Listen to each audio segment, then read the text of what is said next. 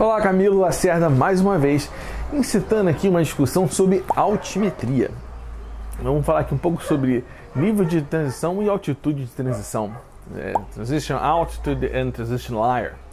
O que acontece é o seguinte, eu por ter tirado meu PC Multi FR fora do Brasil, voltando para o Brasil, tentando voar em português, voar em forma tupiniquim, eu tive algumas dificuldades em relação à altimetria, e isso é muito importante no momento do FR.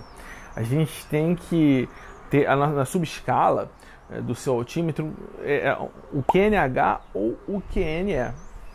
O QNE, no caso, quando você for voar em nível de voo, flight level, e o QNH quando você estiver nos níveis mais baixos, né, estiver voando em elevação. Enfim, onde eu quero chegar com isso aqui tudo? Eu observei 3 espaços aéreos diferentes, Estados Unidos, Austrália e Brasil, e vou comparar eles aqui agora. Nos Estados Unidos, eu me baseio na FAR 91121, né? FAR 91121. Lá, ele vai demonstrar que nos Estados Unidos você vai começar a 18 mil pés a voar em nível de voo. Vamos ao que diz a lei. At or above 18,000 feet, you will be operating at flight levels, and the FARs require you to set your altimeters to 2992. Check the table and notice that the flight level starts over 18,000 feet over USA. Observa aí, você vai ter, né, a tabela. Está agora na tela para você, demonstrando onde começa, né, a partir de 18 mil pés, conforme for variando o QNH, né, o FL ele vai ser variável, mas o mínimo é 18 mil pés. Ou seja, nas cartas de aproximação de aeródromos nos Estados Unidos, dificilmente você vai ver aquele TAzinho tão importante que você vê no Brasil. Agora, indo para a Austrália, eu me baseio lá, né, no AIP en route 1.7 paragraph 2, ou seja, AIP em rota 1.7 parágrafo 2, né, que vai me dizer o seguinte: lá começa a 10 mil pés, né, o momento de transição para nível de voo. Above 10,000 feet MSL, which means above main sea level, set 1,013 in the subscale, and at below 10,000 feet MSL set QNH in the subscale. Na Austrália, você vai ter uma coisa chamada Area QNH, ou seja, em grandes áreas, você tem a possibilidade de saber qual é o QNH daquela região, ou seja, vai te facilitar se você não tiver um QNH no aeródromo de interior. Geralmente, a maioria dos aeródromos, você vai ter até estações automáticas que vão te passar esse QNH sem problema algum, você vai ter acesso facilitado ao QNH para você fazer a sua promoção. O QNE é padrão, né, 1013 ou 29.2, enfim, você não vai variar. Assim, ou seja, no espaço aéreo australiano você pode pegar lá um reporte meteorológico, né, que é o R4, Area Forecast, acho que eu falei muito R4, Area Forecast. O Area Forecast, ele também vai te dar esse Area QNH, né, o QNH da sua área. E esse QNH, na segunda lei, você pode voar até 100 milhas náuticas com o QNH do seu aeródromo. Assim, na verdade, isso é só uma forçação de barra ali, a margem da lei. Facilmente, ou você vai utilizar o aeródromo de partida, provavelmente você vai ter o de chegada, ou se você não tiver, você vai usar o Area QNH, ou seja, eles conseguiram até utilizar o QNH num nível mais intermediário em relação aos Estados Unidos e Brasil. Já aqui, e terminando, esquecendo, a respeito das cartas, o Transition Altitude também não é tão relevante nas cartas australianas, você não vai ficar tendo essa ligação forte igual você tem no Brasil.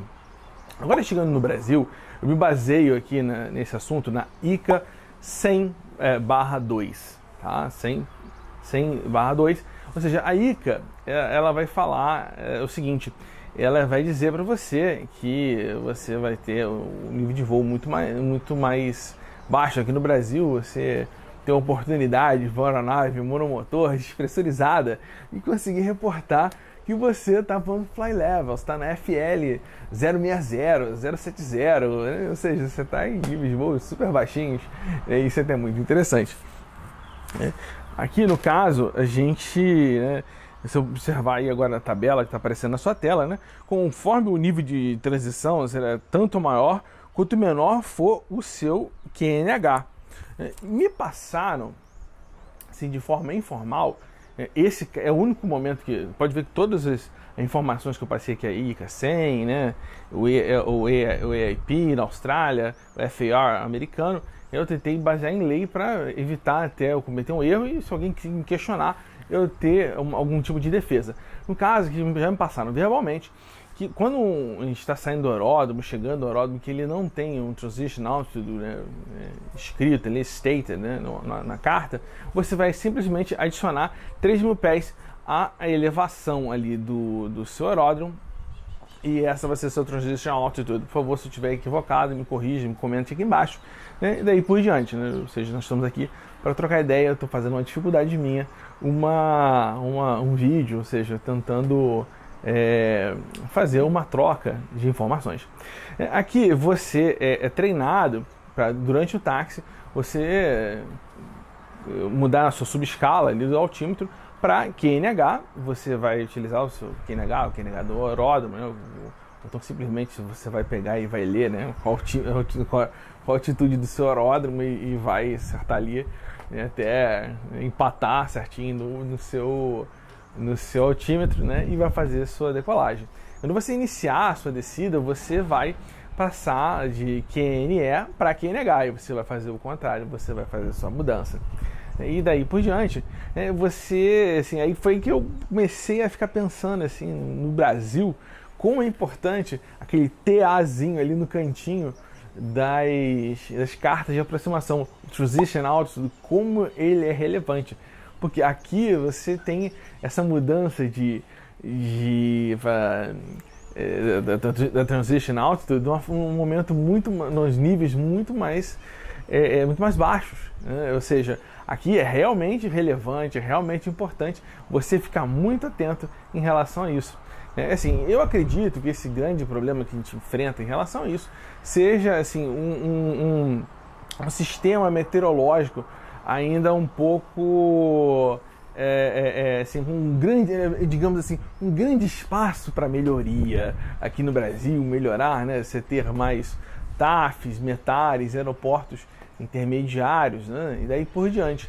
Isso tudo, né, que a gente está conversando aqui, essa altimetria, essa parte do IFR, de você ter, você ficar preocupado, porque você tem que ter a separação de outras aeronaves, né, cruzamento, né, de aerovias e coisas daí por diante, e até para você manter a sua clearance, né, seu espaço em relação ao obstáculo mais alto ali da sua região, que você vai sempre tentar manter 1.000 pés, né, em região normal, região comum, e nas regiões montanhosas você vai tentar manter 2.000 pés de clearance, né, de espaço entre você e o obstáculo mais alto na sua rota que você for utilizar.